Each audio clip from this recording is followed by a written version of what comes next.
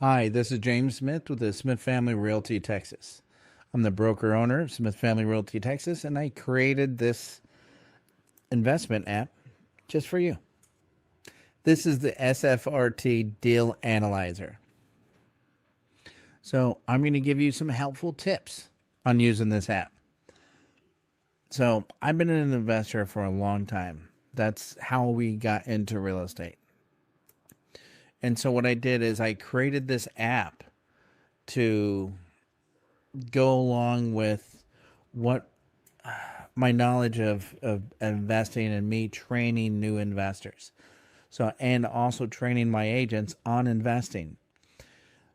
This gave me great ability to shave a whole bunch of time down.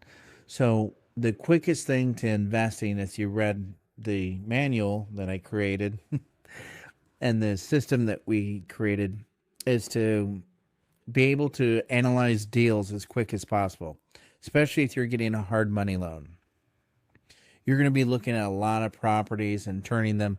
So the best thing you can do is figure out how much money that property is going to take to get it to where you need to be at, whatever price point that is, and whatever stage of renovation that property is, and whatever stage you're at in your investor career. So what we have to do is be able to get quick estimates. And I'm going to show you how to do quick estimates right now with the app. So what you want to do is, once you kind of looked at the property and you got it over, we can input the actual information from the MLS into the app to get the basic data from it. Then all you have to do is add what the square footage is to the property, and now that will give you your basis, right? And so as you're analyzing the properties, you can say what you want to figure out. So you're going to say it's going to need, or after you figure that out, it's going to need, in this particular property, which I did this for an investor, which I'm sending you this right now. But once you look at the properties, you're going to need to figure out what stage of renovation that's going to be in, and you're going to figure out what materials you're going to need. So, especially for hard money lending. So the easiest way to do it is to input the square footage, figure out if you're going to use paint, flooring, how much flooring you're going to need, how much primer, all the other materials that you would need in order to do that renovation. This one, we're going to do a phase one renovation, which means we're just going to replace the floors and we're going to paint it and make it look pretty again, and fix anything obsolescent in the property, broken, or anything else that you could do to kind of make it look a little bit nicer, such as replacing the handles on the cabinets or painting the cabinets themselves. This one, I suggested not to paint the cabinets. I think they were in good condition, and same thing with the countertops, not to replace the countertops. That's a big ordeal. It's a lot of money that gets sucked out of the renovation. Now the tile floors, that's going to be a decision whether you think that's a good idea or not. It costs more money to do the tile floors. You're going to have to cut them up, and you're going to have to cut them up. You're going to have to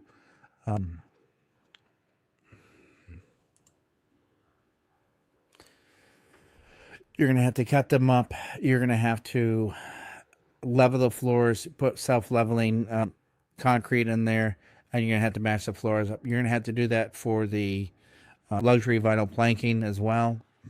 As soon as you pull up the carpet, you're going to have to put some floor leveler in there to make sure there's no low spots, to take care of that. That's a hidden cost a lot of people forget about when they're doing luxury vinyl planking.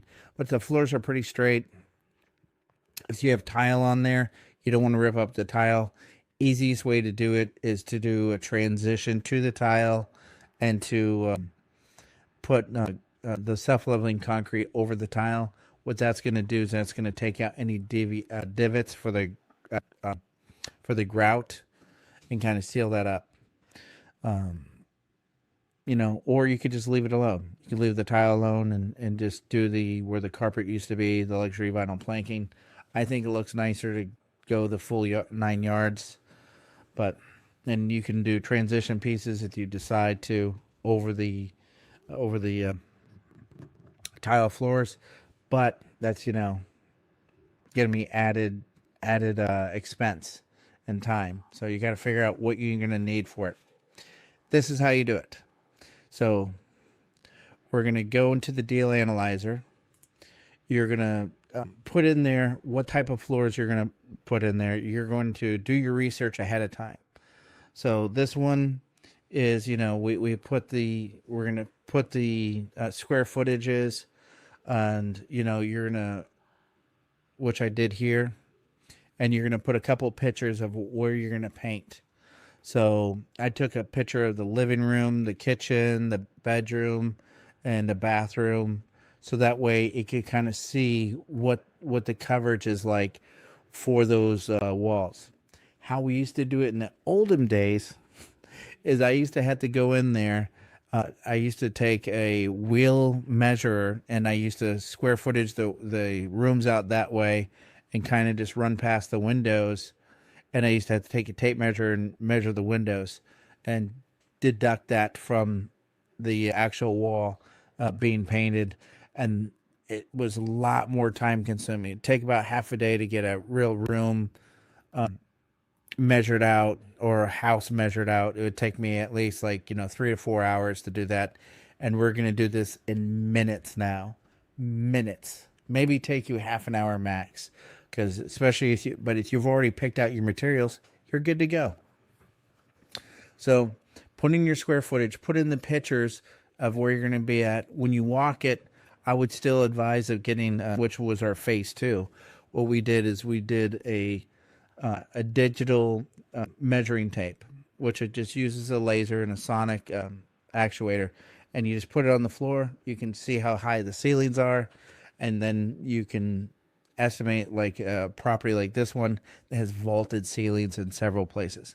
It has vaulted ceilings in the bedroom and it has vaulted ceilings in the main rooms. So it goes from an 8 or standard 8 or 9 foot ceiling to 10 or 11 feet.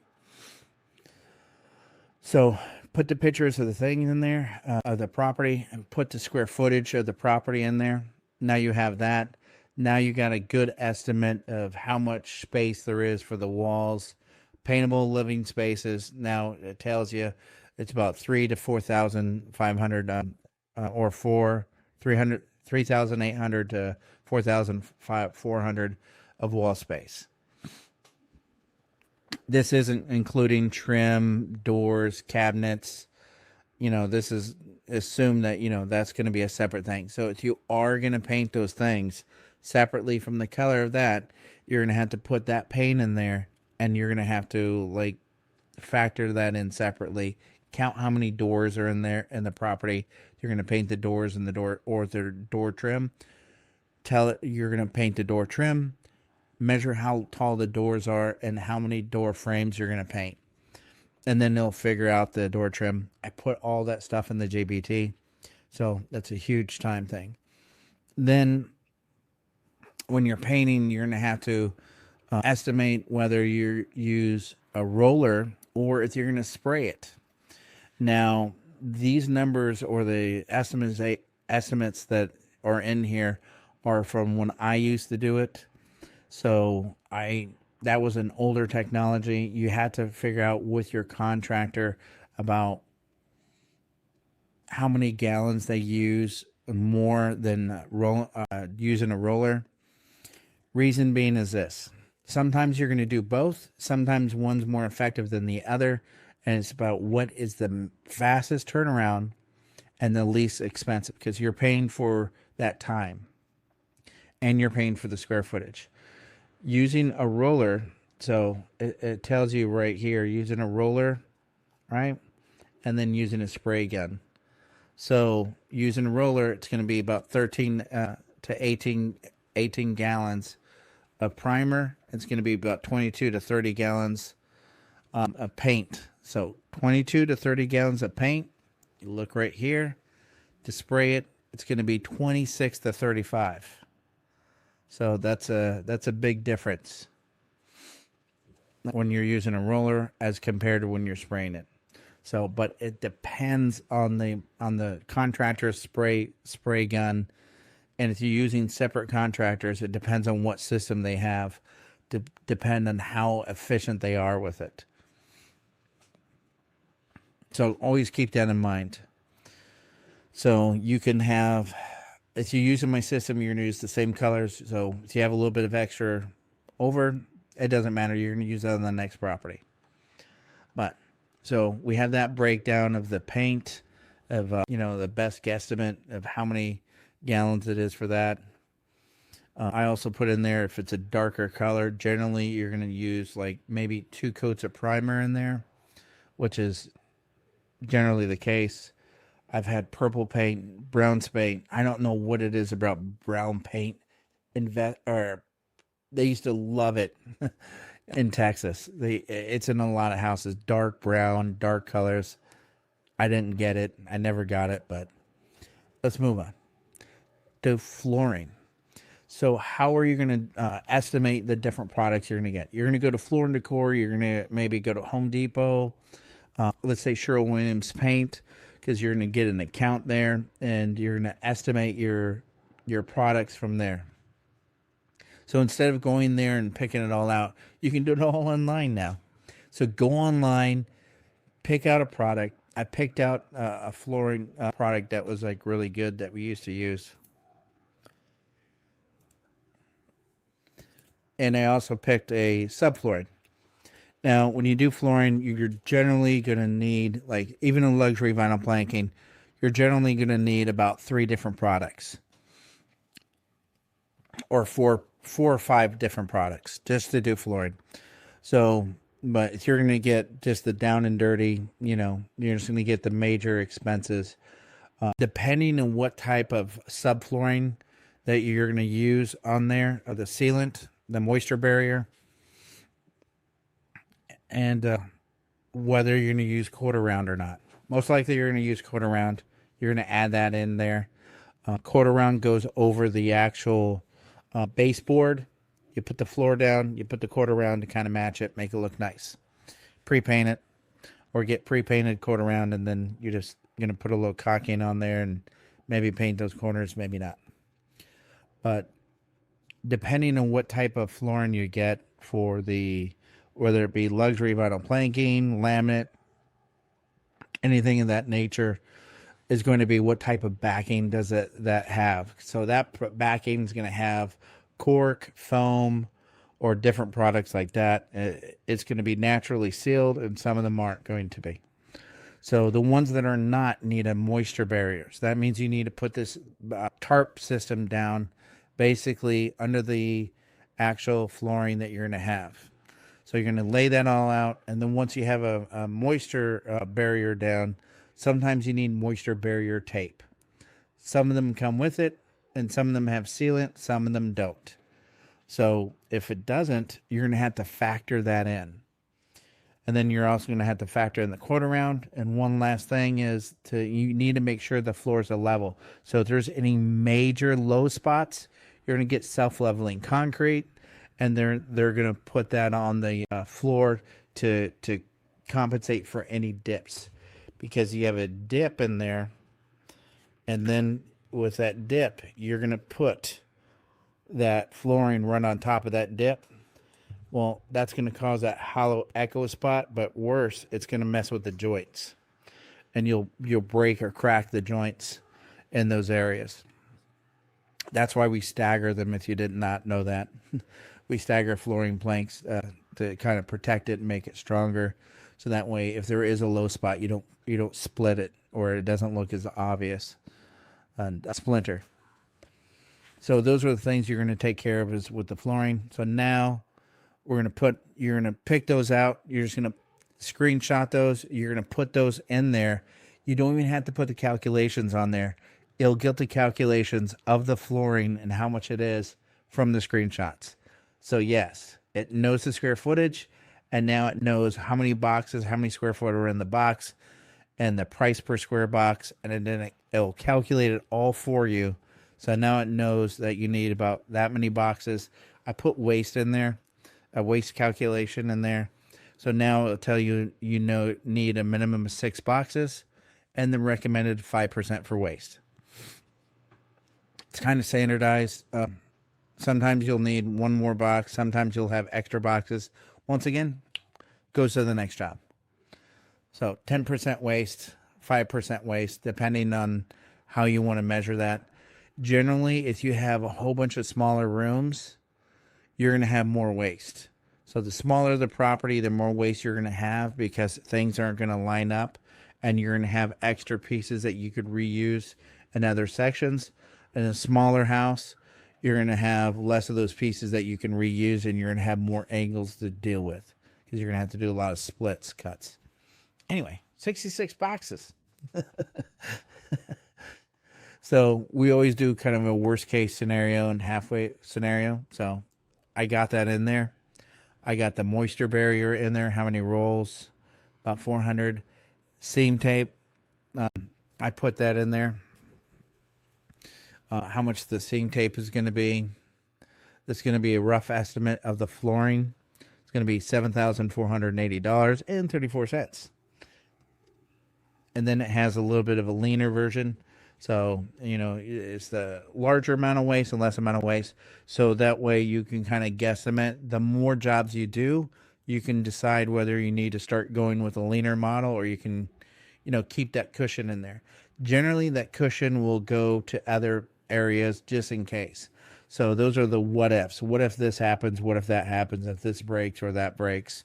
What if you have a box that's like bad or it doesn't look good? You have to keep on chucking planks because there's one plank in there that just is hideous and you want to put it down. So this is going to be my recommendation for quotes. It's going to be in there. Now you're going to go and you're going to put, there's one more item in this particular property that we needed, was a toilet. So I wanted that in the quote. So I went and looked up a toilet from Home Depot. I put that in there. You're going to need a wax ring every time you replace the toilet. So we put that in there. And it's going to estimate how much it's going to cost with the gallons. And now it's going to put the whole thing in there. So now it's going to calculate all of it with the toilet, with the paint. And it's going to give you your final subtotal for your paint, your final subtotal for your flooring. And so it's going to give you an estimate of whether example 1, if you roller it, example 2, if you spray it. So you know you're going to be like right around, just for the materials, it's going to be about $7,586. And it's going to go up or down depending if you're going to roller it or if you're going to paint it.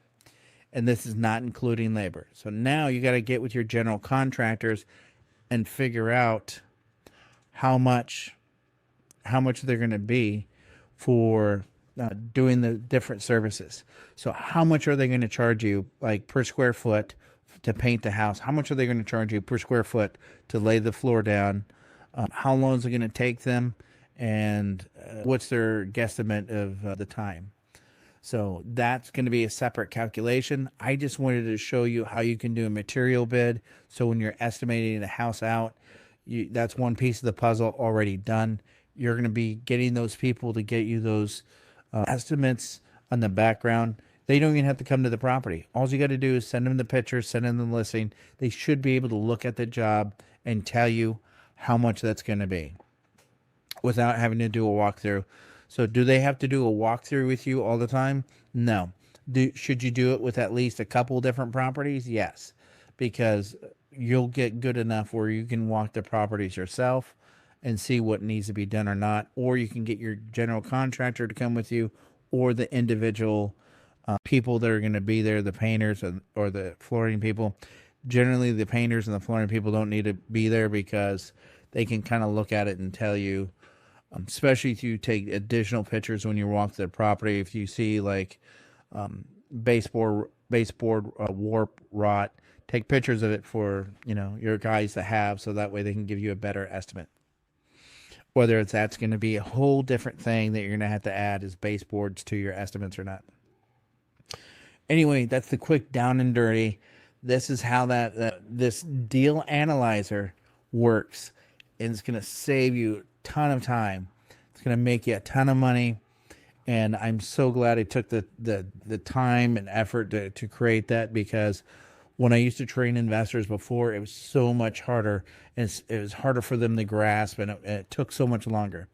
Do you want to learn the math yourself? Eventually, yes. So that way you're not relying on this app.